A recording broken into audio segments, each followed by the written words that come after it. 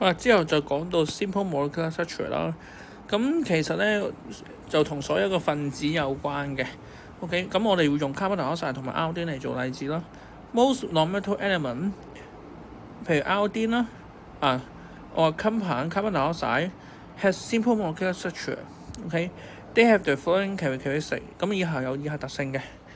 好啦，第一啦 ，atoms are joined together by strong covalent bond within a molecule。咁咩意思咧？譬如舉個例 ，iodine 就係 I2 啦。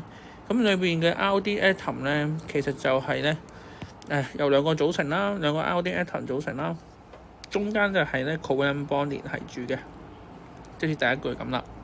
咁譬如 carbon dioxide 嘅 CO2， 咁咧 carbon 同 oxygen 咧都係用 covalent bond 咧去連係住啦。呢個係 double bond 嚟嘅。第二啦。Molecules are held together by weak van der Waals force。咁其實咧，好似我用下邊呢幅圖嚟去解釋啦。咁其實咧，每一個 molecule 之間咧，咁佢哋就透過一個 weak van der Waals force 連繫住嘅。譬如呢啲啦，呢個同 molecule 之間啦，全部都係 weak van der Waals force。呢邊都係嘅。OK。They consist of discrete molecules。咁咧，佢其實咧一個整體嘅，譬如 carbon dioxide嘅 dry ice 啦，乾冰嘅結構裏邊咧，其實裏邊有好多個 molecule， 1、2、3如此類推啦。咁呢啲 iodine 都係嘅，有好多 molecule 去組成嘅。OK， 好啦，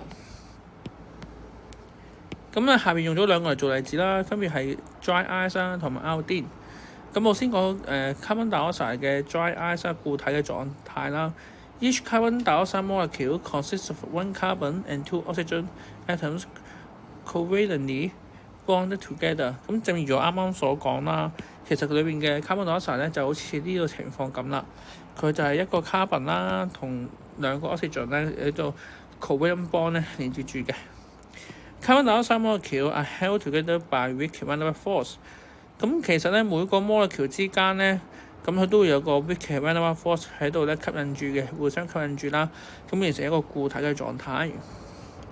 咁 iodine 咧都係好相似嘅，佢咧裏邊嘅 iodine molecule consists of two iodine atoms， 兩個 atoms 啦，咁兩個 atoms 咧都係 covalently bond together， 有個 covalent bond 喺度嘅，而每個 iodine molecule 之間咧都係由 weak van der Waals force 連繫住嘅。